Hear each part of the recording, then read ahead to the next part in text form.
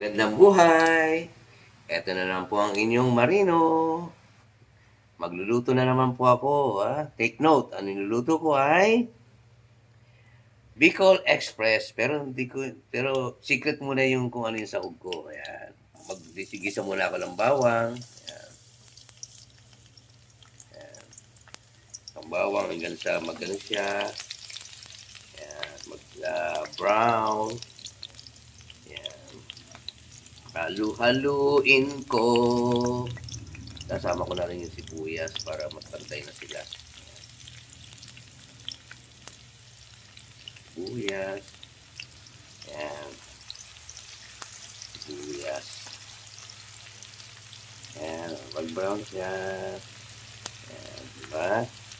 Kasabay ko na rin ang ginger. Ang luya. Ayan. Luya. Luya. Ayan. Ayan.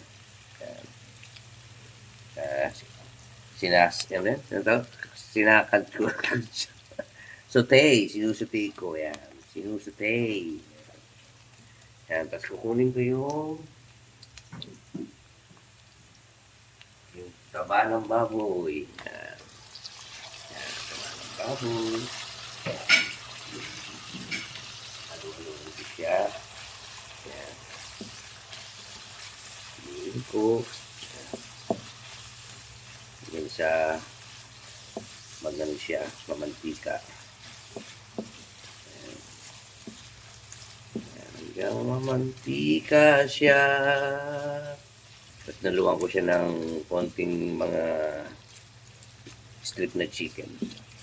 Kasi kung gumawa rin kami ng pancit canton, nagluto ng pancit canton yan. Alam mo yan, ito nagsasanay na talagang parang passion ka itong pagluluto eh. Yan. Paluluin natin. Yan.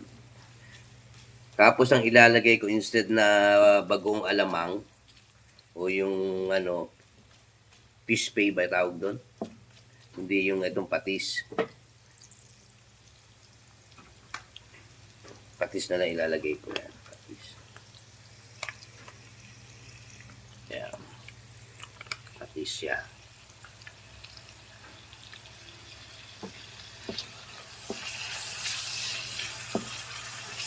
Ayan.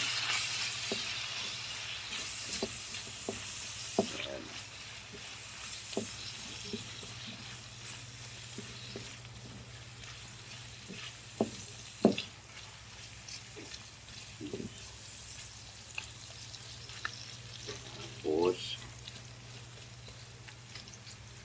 lagyan ko siya ng tubig. Lagyan ko ng tubig parang